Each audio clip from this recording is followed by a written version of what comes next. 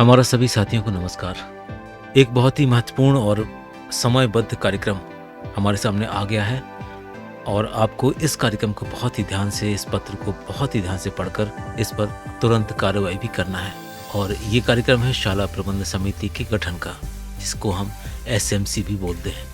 ये पत्र आया है 31 अगस्त को और इसका पत्र क्रमांक है 4685। विषय, जैसा कि हमने आपको बताया था, बिल्कुल वही है, शासकीय एवं शासन से अनुदान प्राप्त समस्त प्राथमिक तथा माध्यमिक शालाओं में शाला प्रबंध समिति का गठन किए जाने के संबंध में। इसमें आगे लिखा हुआ है, निःशुल्क और अनिवार्य बाल शिक्षा का अधिकार अधिनियम 2009 के अंतर्गत राज्य सरकार द्वारा निःशुल्क और अनिवार्य बाल शिक्षा का अधिकार नियम 2011 बनाए गए हैं। इन नियमों के तहत पूर्व में संदर्भित पत्र अनुसार संबंधित शालाओं में शाला प्रबंध समितियों का गठन सत्र 2019 में 2 वर्षीय कार्यकाल हेतु किया गया था।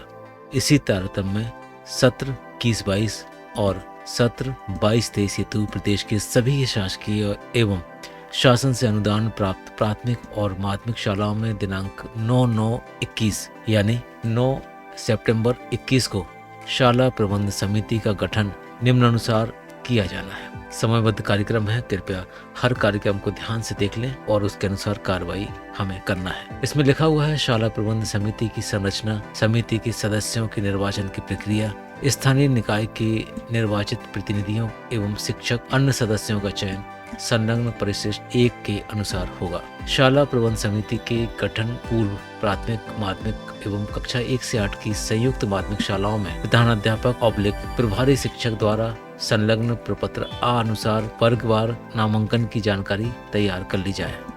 अब जो कैलेंडर दिया है वो आपको हम बता देते हैं। 9 सितंबर को हमें क्या करना है। नंबर 1, शाला के प्रधानाध्यापक प्रभारी शिक्षक द्वारा शाला प्रबंध समिति की संरचना एवं गठन प्रक्रिया का वाचन करना। ये समय दिया हुआ है 10 बजे से 10:30 बजे तक। दूसरे नंबर पे लिखा हुआ है, वंचित समूह और कमजोर वर्ग के बच्चों की नामांकन अनुपात में पालकों अभिभावकों की सदस्य संख्या की गणना कर शाला के नोटिस बोर्ड पर प्रदर्शित करना। और इसके लिए भी समय निर्धारित है, सुबह 10:30 से 11 बजे का। तीसरा बिंदु दिया है, पुरुष एवं महिला पालक अभिभावक सदस्यों का निर्वाचन। इसका समय है 11 बजे से 11:30। बिंदु क्रमांक 4 इस तरह से है, शिक्षक अन्य सदस्यों का चयन। इसके लिए समय निर्धारित किया है 11:30 से 11:40। बिंदु क्रमांक 5 दिया हुआ है, चयनित पुरुष एवं महिला पालक अभिभावक सदस्यों के एवं शिक्षक अन्य सदस्यों के नाम नोटिस बोर्ड पर प्रदर्शित करना। और इसके लिए समय दिया है 11:40 से 12 बजे। 6वां नंबर बिंदु है, अध्यक्ष का निर्वाचन। इस निर्वाचन के लिए समय तय किया है 2 बजे से 2:20 तक। और इसके बाद उपाध्यक्ष का निर्वाचन 2:20 से 2:40 तक। और समिति के गठन की सूचना प्रकाशित कर दी जाएगी 3 बजे।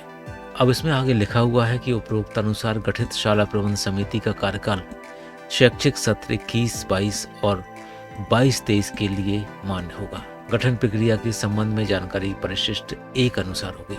शाला के प्रधानाध्यापक द्वारा स्थानीय निकाय के माननीय महापौर, अध्यक्ष, सरपंच महोदय से शाला प्रबंध समिति में एक महिला पार्षद पंच महोदया के नामांकन हेतु संदर्भित पत्र के परिशिष्ट 6 अनुसार प्रारूप पर दिनांक 6/9/21 के पूर्व तक अनुरोध पत्र भेजा जाएगा। यानी इसमें परिशिष्ट जो दिया हुआ है उसी प्रारूप में आपको अनुरोध पत्र 6 तारीख को भेजना है। अगला नोट 4 दिया हुआ है कि सचिव शाला प्रबंध समिति के गठन की जानकारी निर्धारित परिशिष्ट 11 पर भरकर दिनांक 10/9/21 तक संबंधित जनशिक्षक को सौंपेंगे। जनशिक्षक के द्वारा इसका संकलन कर दिनांक 13/9/21 तक परिशिष्ट 12 में भरकर विकासखंड स्रोत केंद्र पर जमा किया जाएगा। बीआरसी द्वारा दिनांक 16 सितंबर 21 तक परिशिष्ट 13 अनुसार एक्सेल सीट पर एंट्री करवाकर जिला शिक्षा केंद्र को प्रेषित किया जाएगा। जिला शिक्षा केंद्र के द्वारा जिले की एकजाई जानकारी परिशिष्ट 14 अनुसार राज्य शिक्षा केंद्र को 20 सितंबर 20 तक प्रेषित की जाएगी। इसके बाद लिखा हुआ है, कृपया उपरोक्त अनुसार शाला प्रबंध समिति के गठन की कार्रवाई सुनिश्चित करने हेतु संबंधितों को निर्देशित करने का कष्ट करें। कक्षा 1 से 10, कक्षा 1 से 12, कक्षा 6 से 10 और कक्षा 6 से 12 तक संचालित एकीकृत शालाओं में शाला प्रबंधन एवं विकास समितियों का गठन पृथक से जारी निर्देशानुसार किया जाएगा। इस संबंध में किसी भी जिज्ञासा समाधान हेतु राज्य शिक्षा केंद्र के दूरभाष क्रमांक 755 2768 395 पर कार्यालयीन समय पर संपर्क किया जा सकता है। ये तो आपने देख लिया पूरा पत्र।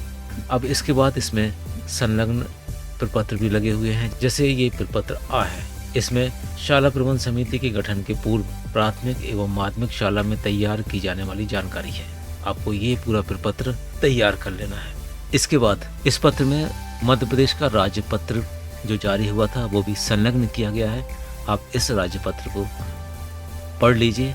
ये पूरा पत्र हमने डिस्क्रिप्शन बॉक्स में रखा हुआ है, आप वहाँ से क्लिक करके इसको डाउनलोड कर लीजिए और पूरा पत्र अच्छी तरह से पढ़ लीजिए। ये राजपत्र आप बहुत ध्यान से देख लेंगे, इसमें एक एक चीज बहुत साफ लिखी हुई है।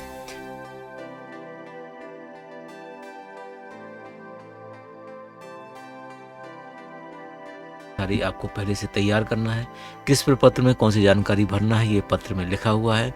उसकी अंतिम तिथि भी इस पत्र में दी हुई है। और अब यहाँ से शुरू होता है परिशिष्ट 1A। यहाँ पर लिखा हुआ है राज्य शासन द्वारा अधिसूचित वंचित समूह और कमजोर वर्ग में शामिल परिवारों की जानकारी। इस तरह से जानकारी आप देख सकते हैं। इसके बाद ये परिशिष्ट 2 है, शाला प्रबंध समिति के निर्वाचन की बैठक की सूचना। आप यहाँ पर इस तरह से इस प्रपत्र में बैठक की सूचना देंगे। इसके बाद परिशिष्ट 3 इस तरह से होगा, शाला प्रबंध समिति में बच्चों के माता और पिता अभिभावकों के निर्वाचन की सूचना। परिशिष्ट 3 भी इस पत्र के साथ दिया हुआ है, इसको भी आप अपने पास रख लीजिए। परिशिष्ट 4 इस तरह से दिया हुआ है कि स्थानीय वार्ड के माननीय पार्षद पंच महोदय का शाला प्रबंध समिति में मनोनयन हेतु सूचना पत्र। और आप इस तरह से देख सकते हैं, ये भी एक प्रारूप दिया हुआ है और इसको भी आपको अपने पास रखना है। इसके बाद परिशिष्ट 5 दिया हुआ है और ये परिशिष्ट 5 है, शाला प्रबंध समिति में एक महिला पार्षद पंच महोदय मनोनयन किए जाने हेतु स्थानीय निकाय के माननीय महापौर अध्यक्ष सरपंच महोदय के प्रेषण हेतु पत्र प्रारूप। और ये भी एक प्रारूप दिया हुआ है परिशिष्ट 5, ये भी आपको अपने पास में रखना होगा। और इस तरह से आप देखेंगे पूरे प्रपत्र पूरे प्रारूप इस पत्र के साथ लगे हुए हैं। यह है परिशिष्ट 5A और इसमें लिखा हुआ है स्थानीय निकाय की माननीय महापौर अध्यक्ष सरपंच महोदय द्वारा शाला प्रबंध समिति में एक महिला पार्षद पंच महोदया का नामांकन पत्र। इस तरह से ये नामांकन पत्र भी दिया हुआ है। यह परिशिष्ट 6 और ये परिशिष्ट है शाला की वरिष्ठतम महिला शिक्षक का नामांकन प्रपत्र। और आप इसको भी प्रपत्र को देख सकते हैं। परिशिष्ट 7 इसके साथ दिया हुआ है। परिशिष्ट 7 में दिया हुआ है शाला प्रबंध समिति के अध्यक्ष के पद के लिए नाम निर्देशन हेतु प्रारूप। शाला प्रबंध समिति के अध्यक्ष निर्वाचन की घोषणा का प्रपत्र। इस तरह से ये प्रपत्र है, आपको ये भी अपने पास रखना पड़ेगा। अगला प्रपत्र है परिशिष्ट 9, शाला प्रबंध समिति के उपाध्यक्ष के पद के लिए नाम निर्देशन हेतु प्रारूप। और ये प्रारूप भी आप यहाँ पे देख सकते हैं। परिशिष्ट 10 दिया हुआ है और ये इसलिए दिया है कि शाला प्रबंध समिति के उपाध्यक्ष निर्वाचन की घोषणा का प्रपत्र।